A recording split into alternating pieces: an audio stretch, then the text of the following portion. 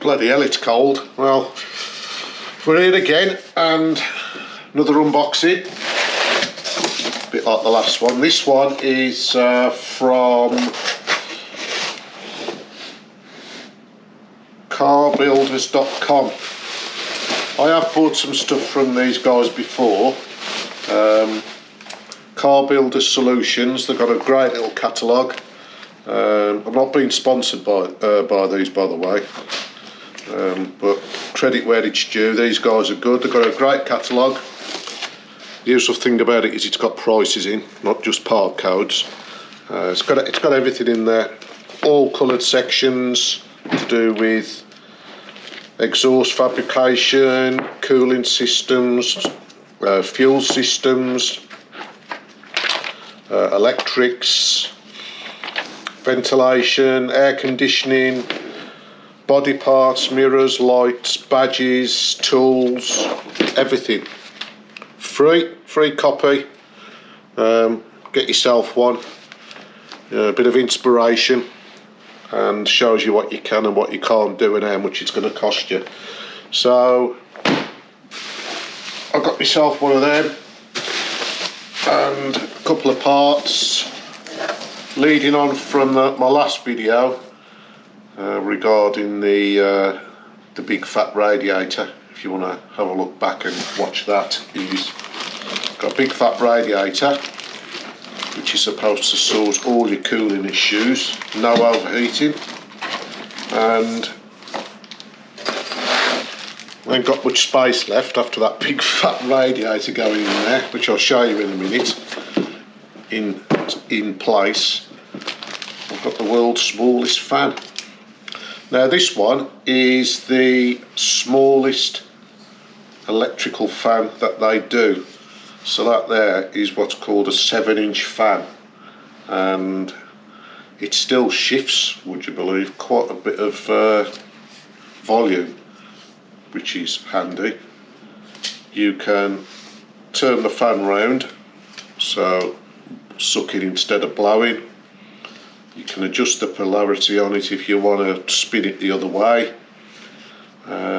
I can't fit anything bigger than that in there. I'm not even sure at the moment whether I can fit that in where I want it to go.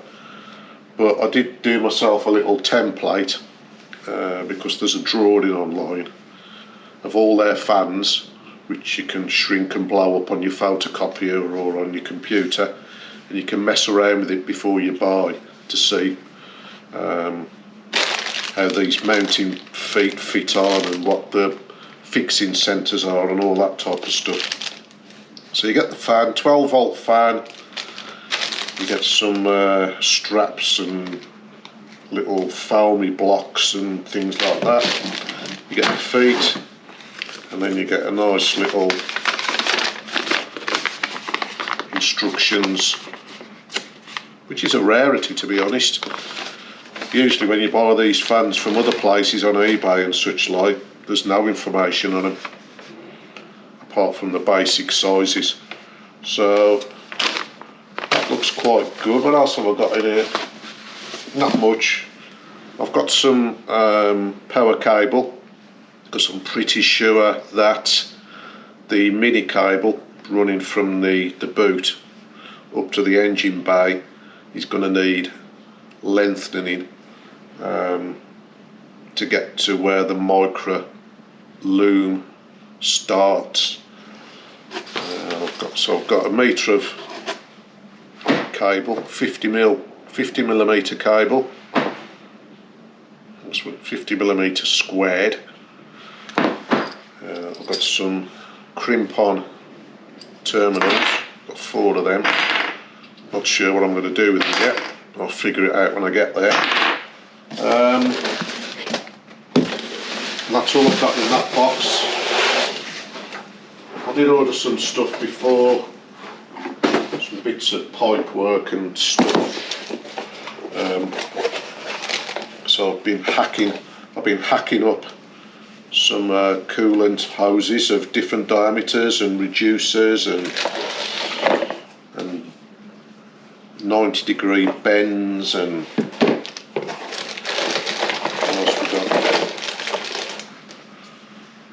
that little bulkhead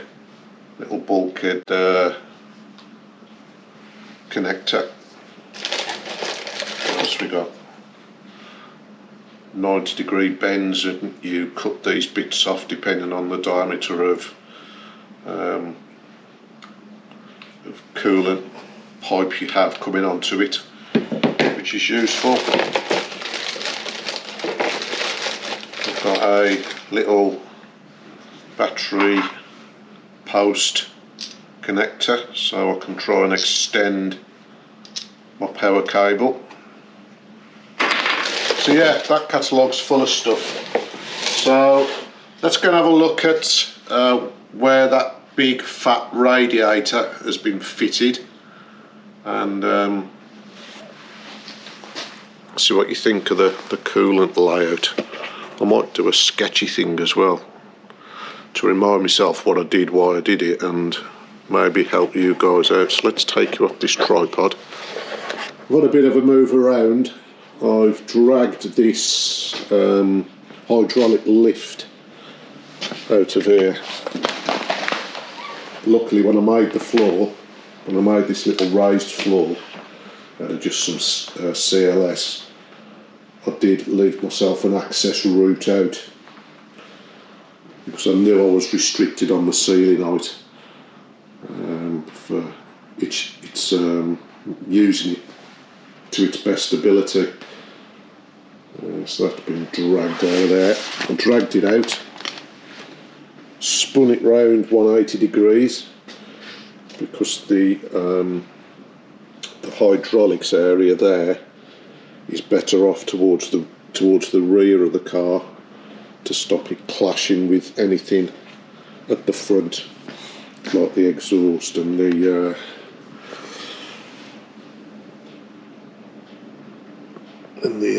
gear linkage stuff, the sump and all that kind of stuff. So it's best the other way around. Hydraulics at the back. Again, these lifts are good, but I think the narrow footprint of a classic Mini, it's a bit of a struggle. So I've got no support pads. I just physically can't get the car over the top of them when it's rolling. So the subframe is literally sat straight onto that steel plate. Yeah, there's no forgiveness there. So we'll lower this car down and have a look at where that radiator is.